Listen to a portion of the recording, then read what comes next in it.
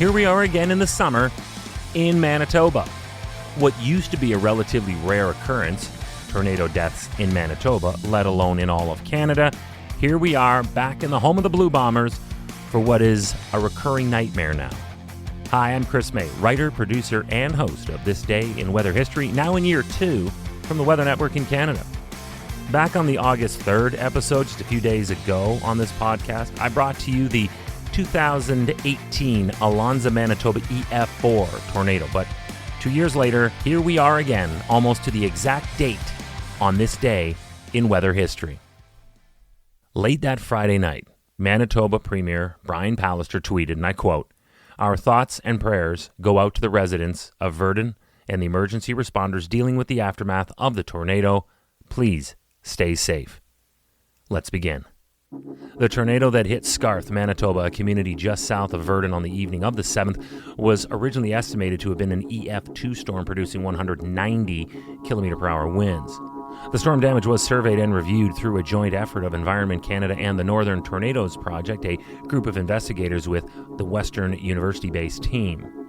But this is why modern tech in the hands of every walking human can, at times, prove invaluable.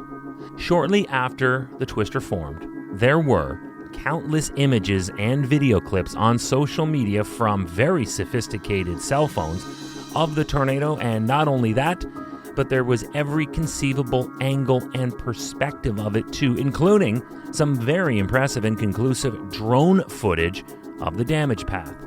As a result of this critical intel, EC reviewed the new findings and soon afterward released its revised summary of the tornado, estimating it to have actually been an EF-3 storm with wind speeds up to 260 kilometers per hour. Welcome to year 2 of this podcast. Right now, you're listening to the full version of today's story on your favorite podcast provider. But there's also the daily podcast video short. They're shot right here in my podcast recording studio, so you get that perspective. But oftentimes, they will include visuals from that day's event, from when it happened, in weather history. So after listening to the full story, go check out the podcast video short on television or online anytime at theweathernetwork.com/weather history. And just to dovetail from that, if I can, I'd like to remind you where you can catch this podcast. If you might be picking this up off our site or from within a story, you can look up or ask for This Day in Weather History, wherever you normally listen to your favorite podcasts, including Apple Podcasts, Google Podcasts, Spotify, Amazon Alexa, and now every day on yahoo.ca. The tornado was reported by several eyewitnesses to have been on the ground for 10 to 15 minutes while downing power lines as it tore across the land. The damage was real, and it sadly unfolded as deadly as well. Upon arrival, police found extensive damage at a farm. There was a vehicle that was lifted and then literally thrown through the air, landing near a highway. In that vehicle, there was a 54-year-old man inside from Sioux Valley, Dakota First Nation. Thankfully, although shaken and taken to hospital, he suffered serious yet non-life-threatening injuries.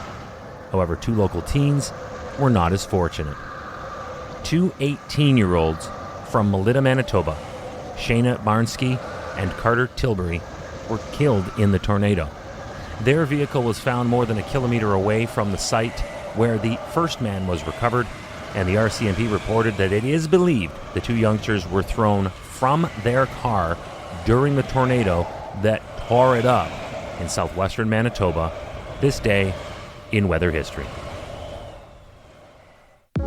Hey, do you like the podcast? We'd love to hear from you. If you have an idea, go right now to wherever you're listening to me and rate us if you would, please. It's on a 5-star system, and we would love as many stars as you can afford. So rate us, but then also review us.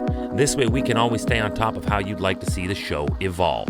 Then remember to subscribe to this podcast. Click the subscribe or follow button right there on the very same podcast homepage you're listening on. You'll be immediately reminded that the next day is ready to listen to, and you also have access to every episode in the archives.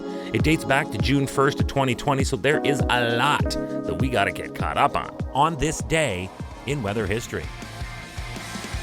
Tomorrow is August 8th, and this is another sports-related story with a century-old history and tradition that was changed to get in line with the modern times, only to be interrupted in its debut by the weather. I present to you the night the lights went on at Wrigley. Tomorrow on This Day in Weather History with me, your host, Chris May.